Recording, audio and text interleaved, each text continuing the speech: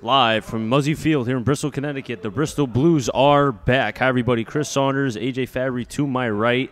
The Bristol Blues are back for a 3-game homestand, but starting off, it's going to be against the Pittsfield Suns.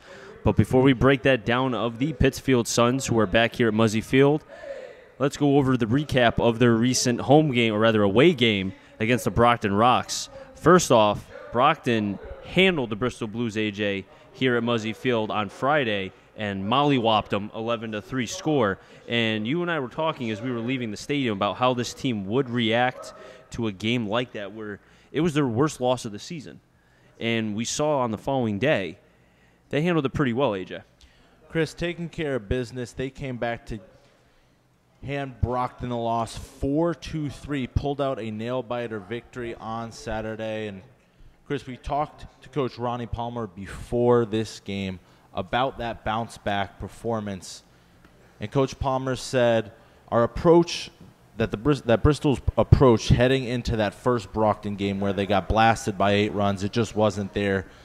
Some guys just weren't mentally focused, and you have to understand that. It's a long season, and it was they were playing a lot of games at that point, and their focus just wasn't there. So after that loss, Coach Palmer, he didn't get in their grills. He wasn't yelling, screaming. He said that he adopted the Zen Master practice like Phil Jackson of the LA Lakers, the great NBA coach. And he just said, guys, look, this is the way it is. You got to come up here on time, ready to go, focused.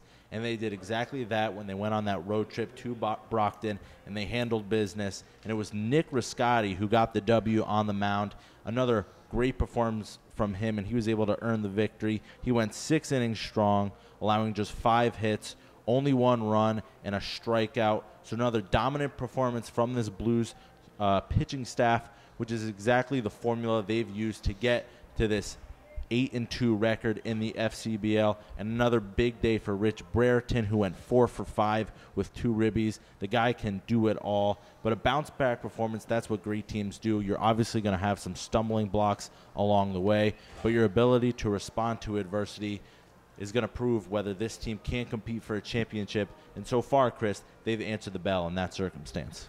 Both coaches at home plate right now, talking with the field and home plate umpire. That is Ronnie Palmer and Matt Gedman, who is the manager for this Pittsfield Sun team. And AJ, looking at the early standings, I understand I'm not one, AJ, to really pay attention to standings this early in the season, but just taking a quick glimpse for the people back home who maybe are just tuning in and maybe pondering about what standings are both the Bristol Blues and the Suns. The Blues right now currently are in second place by percentage points to the Martha's Vineyard Sharks, but in last place you have the Pittsfield Suns, 2-9, 6.5 games back. Not a very good way to start if you're the Pittsfield Suns. Chris, just two teams trending in opposite directions right now. And again, we said it's early. Teams get off to slow starts. But if you look at this